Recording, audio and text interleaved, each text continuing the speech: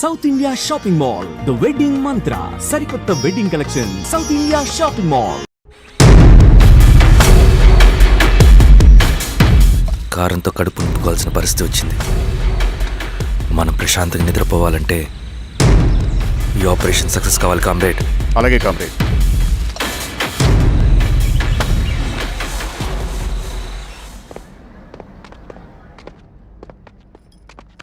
నమస్కారం సార్. పళని పిలిచారంట? అది ఇప్పుడు జరిగే ఎన్కౌంటర్స్ అన్ని కొంతకాలం ఆపండి సార్. Okay sir. మా శిరీష, ఈయన పళని, కొత్త ఎస్ఐ. నమస్తే మేడం. నమస్తే. పళని సార్. అమ్మాయి ఎలక్షన్ నిలబడుతుంది, టైట్ సెక్యూరిటీ ఇవ్వండి, జాగ్రత్త సార్. ఏం జరిగిందో నీదే బాధ్యత. అలాగే సార్. టైం అవుతుంది. వెళ్దాం పద. మేడం, మీరు మన ఊరికి వస్తే నేను సెక్యూరిటీ ప్రొవైడ్ చేస్తాను. పళని సార్. ఎలక్షన్స్ అయ్యేంతవరకే సరే. ఎస్పీ గారితో నేను మారుతా. అలాగే సార్. వస్తానమ్మా, సరే బాబు. జాగ్రత్త. మేడం పదండి. రండి మేడం, కూర్చోండి. పదవీరా స్వామి. తీసుకో రవి. నాకొద్దు. తిన్ రవి, ఎన్నాళ్ళు ఇలా ఉంటావు? నాకొద్దు.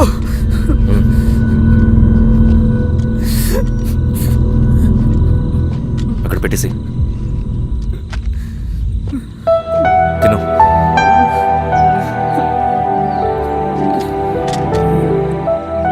తినకపోతే చస్తావు. నేను చచ్చిపోయినా బాగుండేదన్నా. చేతకానడు పిరుకోడు మాత్రమే ఏడుస్తూ కూర్చుంటాడు. నువ్వు ఏడుస్తూ పిరుకోడని ప్రూవ్ చేయొద్దు. జరిగే యుద్ధాన్ని ఆపేసి అడవి మధ్యలో భౌతికత చెప్పడానికి నేను కృష్ణుడు కాదు, నువ్వు అర్జునుడివి కాదు. మన విప్లవకారులం రవి. మనకి డ్యూటీస్ తప్ప ఎమోషన్స్ ఉండకూడదు. ఈ చేతులు అయ్యా నాకు అన్యాయం జరిగింది అని చెప్పి ఏడ్చే వాళ్ళ కన్నీళ్ళు తుడడానికి, మనకి మనం ఓదార్చుకోవడం కోసం కాదు. ఎన్నిసార్లు గాయపడినా సైనికుడు వెళ్లాల్సింది యుద్ధానికి. సిద్ధంగా ఉండు.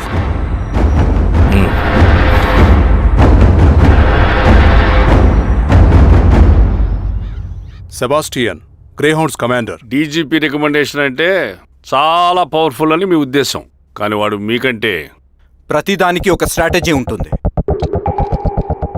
పావురం కోసం వల వేయాలి, చేపల కోసం గాలం వేయాలి. సింగన్న కోసం నా దగ్గర ఒక స్ట్రాటజీ ఉంది. విని విని విసిగిపోయాను. రిజల్ట్స్ చూపించి మాట్లాడండి.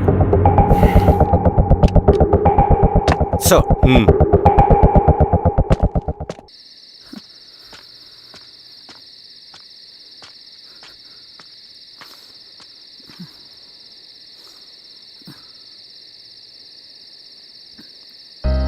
ఏమైపోయావన్నా ఇన్ని రోజులు? అసలు ఎలా ఉన్నావన్నా?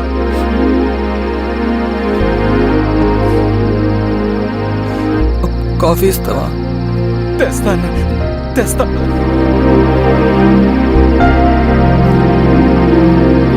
ఇదిగో అన్న.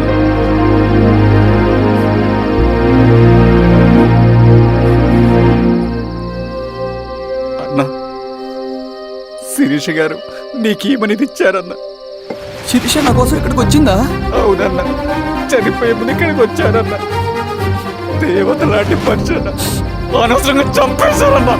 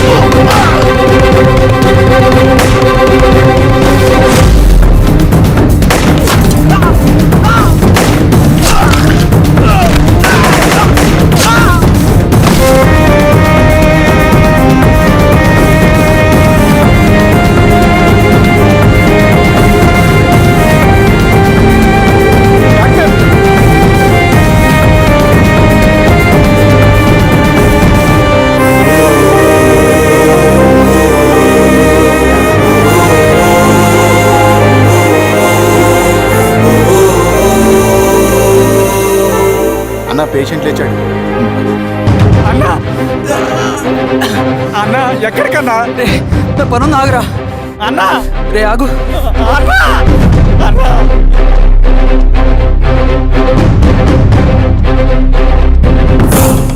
నక్సల్ నాయకుడు సింగన్న లొంగుబాటు ఎంతో కాలంగా శ్రీరామగిరి చుట్టుపక్కల పోలీసులని తీవ్ర ఆందోళనకు గురి చేసిన ప్రజా ప్రతిఘటన దళ నాయకుడు సింగన్న నేడు గ్రేహౌండ్ పోలీసుల సమక్షంలో జనజీవన స్రవంతిలో కలిసిపోయాడు. తన తదుపరి కార్యాచరణ త్వరలో వెల్లడిస్తానని సింగన్న చెప్పారు. సింగన్న సుదీర్ఘ పోరాటం నుంచి అకస్మాత్తుగా జనజీవన స్రవంతిలో కలవడానికి కారణం ఇంకా తెలియాల్సి ఉంది. నువ్వు స్ట్రాటజీ గురించి చెబుతుంటే నేను ఏమో అనుకున్నా. 100 గొడ్లను తిన్న రాబందు గాలివానకే చచ్చిందట. ఆ గాలివాన పేరేంటి తెలుసా? సబాషియన్. సూపర్ సబాషియన్. ఒక్క సుక్క మనోళ్ళ రక్తం చెందకుండా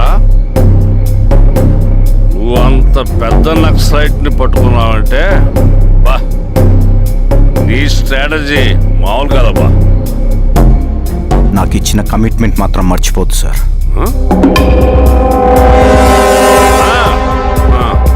చేసాబో తీసుకో. పోయొస్తా. సూపర్ అబ్బా, సూపర్.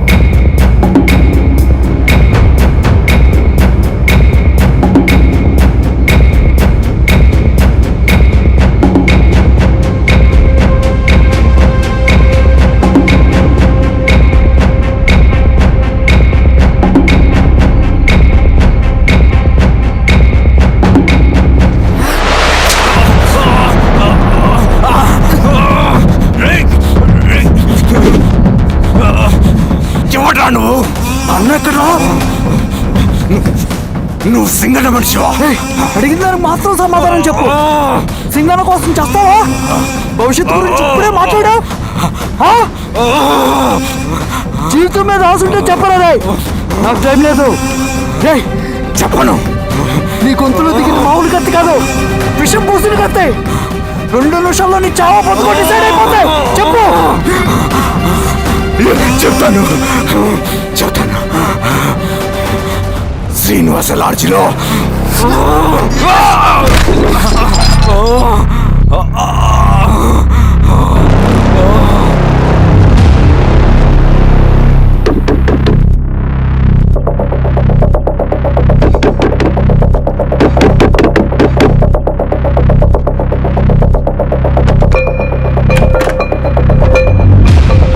రవి నువ్వేంటి ఇక్కడ?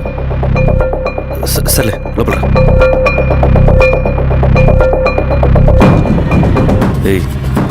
ఏంట్రా ఇది?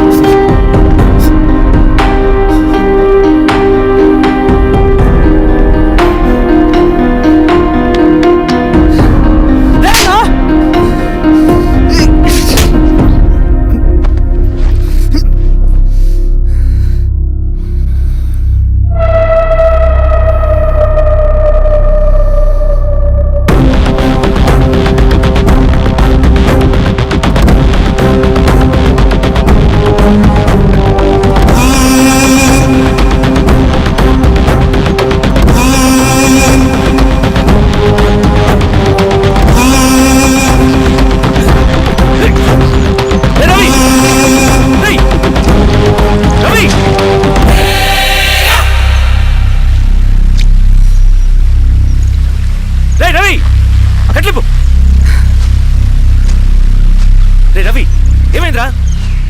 వచ్చి కట్లిప్పు. ఏమైందిరా నీకు? కట్లిప్పు. రే ఆ పోలీసుకు లొంగిపోవటం, ప్రెస్ మీట్లు మాట్లాడటం అంతా నిజం అనుకుంటున్నావా? రే అవంతా ఒక స్ట్రాటజీరా. యుద్ధంలో శత్రుబలు పెరిగినప్పుడు మనం మొండిగా ఎదురెళ్ళకూడదు. లొంగిపోయినట్టు నటించాలి. అది నిజంగా లొంగిపోవటం కాదురా, శత్రువుని ఏమార్చడం. నేను అదేరా చేశాను. అది నిజం అనుకోకు. ముందు కట్టిలిపు రవి. విప్లవంలో నష్టం అన్ని వైపు నుంచి వస్తుంది. నువ్వు నేను ఇంకా మిగిలి ఉన్నాం కదా, ఇంకొక దళాన్ని నిర్మితాం, విప్లవాన్ని కొనసాగిద్దాం. ముందు కట్లిపురా. ఏంట్రా నువ్వు మాట్లాడిన ప్రతిసారి నాకు చప్పట్లు కొట్టాలనిపిస్తుంది అన్న. నువ్వు చెప్పేది నమ్మాలనిపిస్తుంది. ఇప్పుడు కూడా నమ్మేవాడిని కానీ ఇది ఆపుతుంది. మతం మత్తు మందు లాంటిదన్నాడు కార్ల్ మార్క్స్. కానీ అంతకన్నా పెద్ద మత్తు మందు కమ్యూనిజం. ఆ కమ్యూనిజం మత్తులో నుండి నిన్ను బయటకు తీసుకురావడానికి బలమైన సాక్ష్యం కావాలని నాకు అర్థమైంది. ఎలక్షన్ నుంచి విత్డ్రా అయ్యాక నేను నా ఫ్రెండ్ స్వప్న వాళ్ళ ఇంటికి వెళ్ళాను. రే అర్జెంట్గా 25 లక్షలు కావాలరా. Thank you.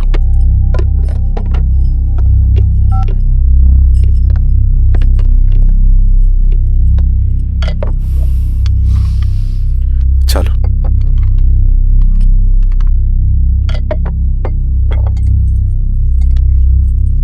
చాలు. చలో అని చెప్పాను కదా, అర్థం కాదే. ఏవండి ఏవండి ఏమైంది స్వప్న? నేను గమనిస్తూనే ఉన్నాను, మీరు ప్రశాంతంగా లేరు. శిరీష, ఆయన బిజినెస్ చాలా ఇబ్బందిగా మారింది. బయట అప్పు తెచ్చి మరీ ఇన్వెస్ట్ చేశారు. వర్క్స్ అన్ని సగంలో ఆగిపోయాయి. కాంట్రాక్టర్స్కి బాగానే మిగులుతాయి కదా. ఆయన ఏదీ క్లియర్గా చెప్పరు. నేను మాట్లాడినా డబ్బులైతే నేను హెల్ప్ చేస్తాను.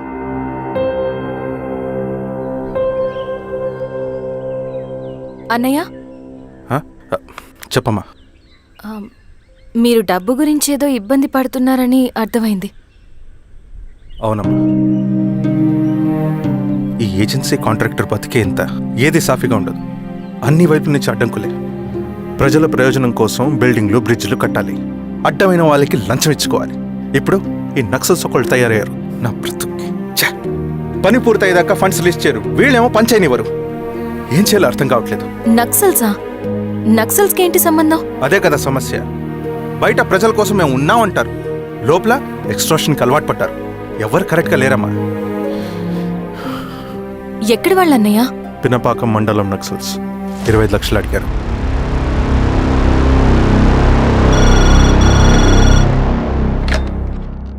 హలో ధర్మ, ఆ సింగన్న దళం గురించి నీకు ముఖ్యమైన విషయం చెప్పాలి. సరే, ఓకే, బాయ్. నీతో పర్సనల్గా మాట్లాడాలి. ఏ బయటకెళ్ళు. చెప్పు. అన్నయ్య చనిపోయిన తర్వాత ఎలక్షన్స్ లో పోటీ చేసిన నన్ను సింగన్న దళం కిడ్నాప్ చేశారు. కానీ అక్కడ ఒక వ్యక్తిని చూశాను. ఆ వ్యక్తిని అన్నయ్య చనిపోయే ముందు తన దగ్గర డబ్బులు తీసుకోవడం గమనించాను. ఆ క్షణమే సింగన్న దళంపై నాకు అనుమానం వచ్చింది. I'll take care.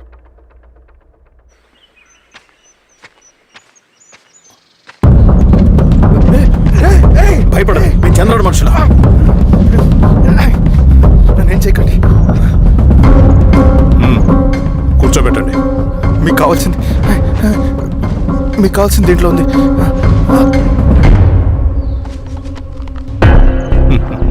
కాంట్రాక్టర్ డబ్బులు కదా, కొత్తగా ఉన్నాయి.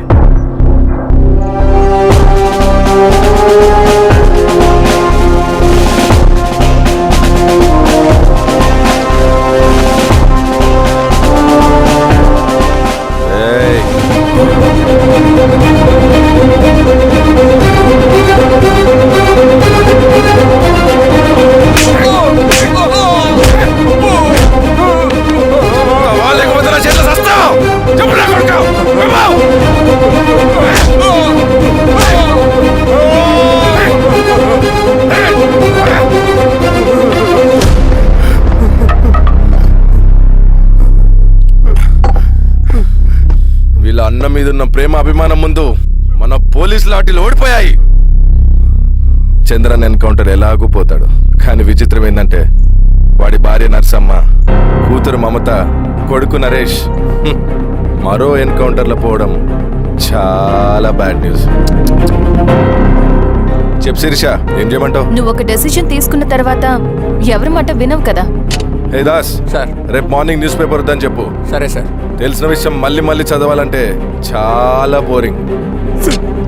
సార్ నేను చెప్తాను సార్, జరిగింది మొత్తం నేను చెప్తాను సార్, నేను చెప్తాను సార్.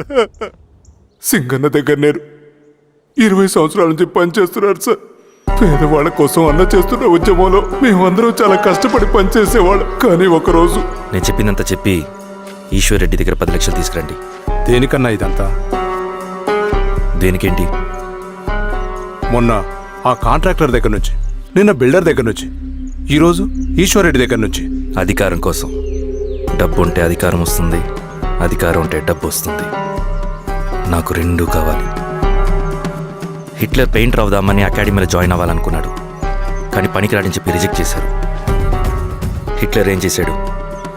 నాజీ పార్టీ పెట్టి జూస్కి అగేన్స్ట్గా అందరినీ కూడగట్టి ప్రపంచాన్ని ఉనికిచ్చాడు. మొహమ్మద్ అలీ జిన్నా నేషనల్ కాంగ్రెస్ పార్టీలో ఎదగాలనుకున్నాడు, ఎప్పుడూ పట్టించుకోలేదు. ముస్లిం లీగ్ పార్టీ పెట్టి ఇండియాని రెండుగా చీల్చేశాడు. పాకిస్తాన్కి ప్రధానమంత్రి అయ్యాడు.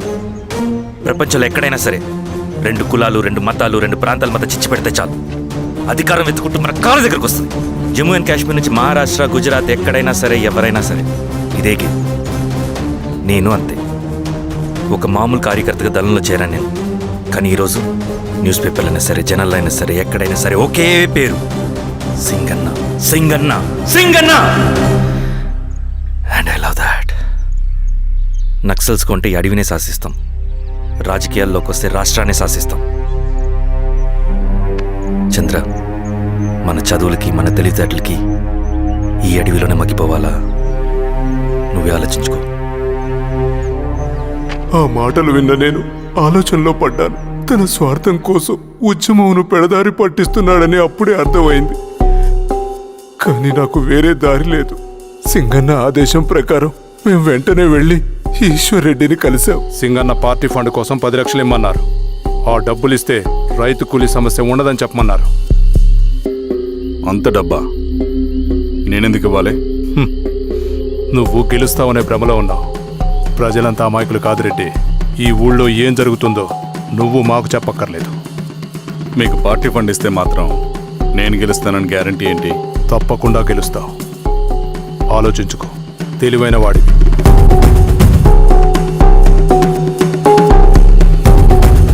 సరే.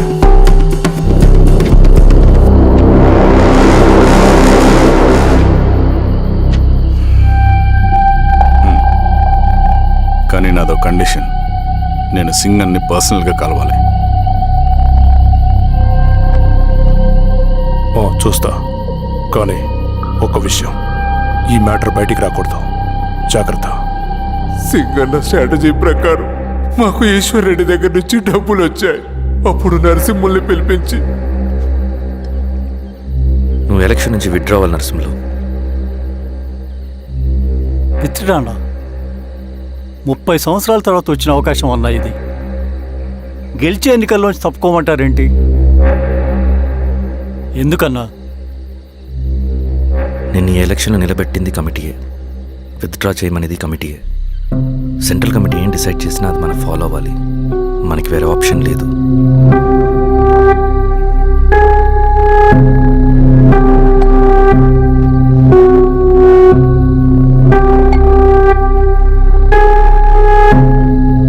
నన్ను నమ్ముకుని చాలామంది ఉన్నారన్నా. మీరు వద్దన్నా సరే నేను ఇండిపెండెంట్గా పోటీ చేస్తా. నీ పట్టుదల నాకు అర్థమైంది నరసింహులు. సెంట్రల్ కమిటీతో మరొకసారి నేను మాట్లాడతాను.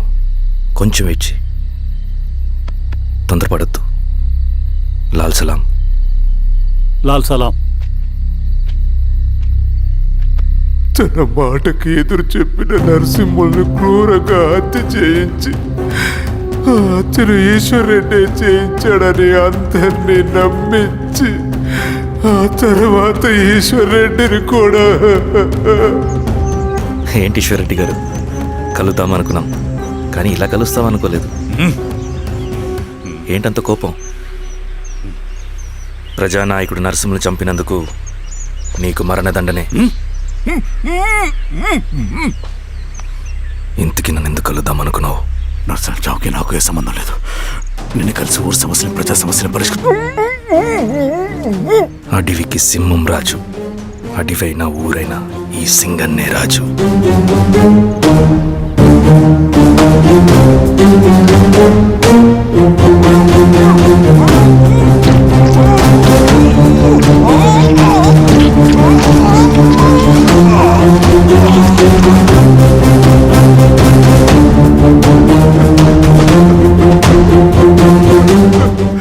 తప్పు చేశావు సార్. మొత్తం సింగన్నే చేశాడు. ఇంకా చెప్పాల్సింది ఏదైనా ఉందా? శిరీష ఆ రోజే చెప్పిందన్నా. ఇన్నాళ్ళ పోరాటంలో ఏం జరిగిందన్నా? ఏమీ లేదు. శిరీష వల్ల వాళ్ళ ఊర్లో రైతులకు భూములు వచ్చాయన్నా. నీ వల్ల చాగి అన్యాయంగా గొంతు కోసుకున్నాడన్నా. నరసింహులు, ఈశ్వర్ రెడ్డి, ఇంకెందరో అమాయకులు నీ అధికార దాహం వల్ల బలైపోయారు.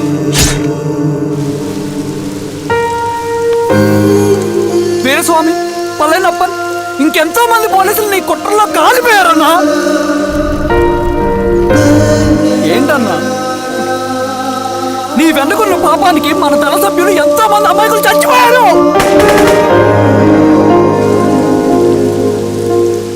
ఆ జనాలు అమాయకులన్నా. నువ్వు మాటలు చెప్పి రెచ్చగొడితే నువ్వేదో సమాజాన్ని ఉద్ధరిస్తావని నీ వెనుకున్నారు.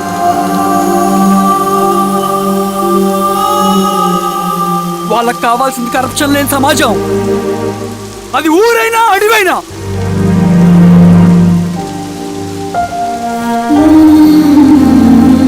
దేవతలాంటి అమ్మాయి అన్న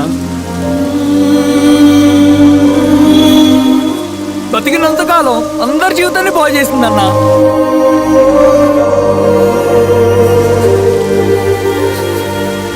నా చేతులతో చంపించావు. నన్ను మనిషిని కాకుండా చేశావు. ఈ జెండా అడ్డు పెట్టుకుని చేస్తున్న దురాఘాతాలు, ఈ సిద్ధాంతపు ముసుగులో జరుగుతున్న హింస, దోపిడీ, మోసు అన్నీ ఆగాలి, ఆగిపోవాలి.